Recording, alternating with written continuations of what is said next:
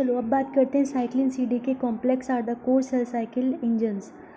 Cell cycle progression is driven by sequential activation of cyclin dependent kinase. Cell cycle progression is driven by sequential activation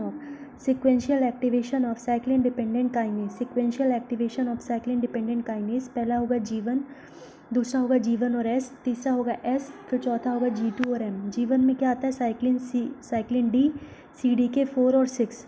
G1 और S में क्या आता है? Cyclin E, CDK2. S में क्या आता है? Cyclin A, CDK2. G2 और M में क्या आता है? साइक्लिन A और B और CDK1. तो सेल साइकिल स्टेज में क्या क्या होता है? G1 और S, G2 और M.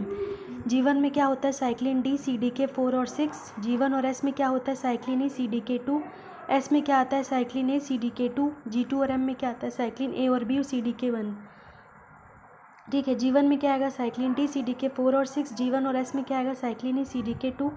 S में क्या आएगा? Cyclin A, CDK2. G2 और M में क्या आएगा? साइक्लिन A और B, CDK1.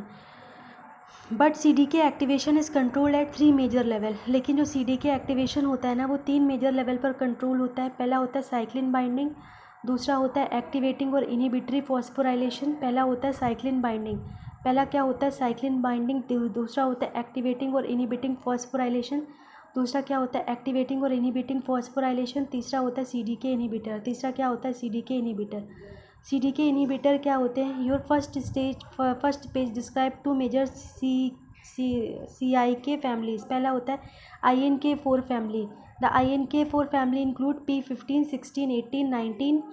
These proteins are preferentially inhibit CDK4 and CDK6. Mechanically, INK4 protein bind to CDK4 or 6 and induce conformational change that prevent productive association with cyclin D and inhibit kinase activity.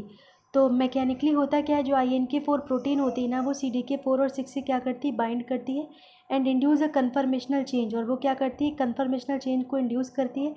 That prevent, जो कि prevent करता है productive association with cyclin D and inhibit kinase activity. और वो क्या करती है? Kinase activity को क्या कर देती है? इनहिबिट कर देती है. नॉर्मली क्या होता है? साइक्लिन डी प्लस CDK4 और 6, RB phosphorylation, E2F release, RB phosphorylation होगा, E2F रिलीज होगा, S फेज जीन एक्सप्रेशन होगा. यानी साइक्लिन डी आएगा, फिर CDK4 और 6 आएगा, फिर RB फॉस्फोराइलेशन आएगा, फिर E2F का रिलीज होगा. फिर क्या होगा? E2F का रिलीज होगा, फिर S फेज का क्या होगा? जीन एक्सप्रेशन होगा. साइक्लिन डी आएगा, CDK4 और 6 आएगा, RB फॉस्फोराइलेशन होगा, E2F का रिलीज होगा और S फेज जीन एक्सप्रेशन होगा. In the presence of INK4 किसके साथ जाकर बाइंड होगा? CDK4/6 inhibition. RB remains हाइपोफॉस्फोराइलेटेड. जो RB होता है वो क्या होता है? हाइपोफॉस्फोराइलेटेड रहता है. E2F remains inhibited. G1 arrest, और G1 क्या हो जाता है? अरेस्ट हो जाता है. This is why P16 INK4 is important tumour suppressor protein. SIP-KIP family. The second family is the SIP-KIP family. P21, P27, P57. Unlike INK4 protein, SIP-KIP protein have a broader specificity and can regulate several cyclic CDK complex. Cyclin E, cyclin A, cyclin B, CDK2, CDK1. Important example P21. DNA damage, ATM AR, P53 stabilization, P21 transcription, CDK2, G1 S arrest.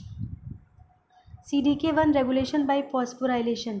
CDK1 activity is controlled by both activating and inhibiting phosphorylation. Cyclin binds CDK1. Cyclin B associated with CDK1 to form cyclin B CDK1 complex.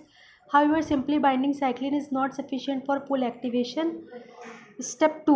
Activating phosphorylation by CAK. CDK activating kinase. CAK phosphorylates CDK1 and THR161. This phosphorylation occurs within the activation segment T loop of CDK1 and promotes the catalytically competent conformation. Cyclin B plus CDK1 plus CAK phosphorylation, potential CDK1 activation, Wheel1 and CDC25, THR15, TYR15, THR14, TYR15. The major kinase responsible for these inhibitory phosphorylation is V1 and MYT1 also contributing. CDC25 activates CDK1. At the appropriate time, the phosphatase CDC25 removes the inhibitory phosphatase from THR15, THR14.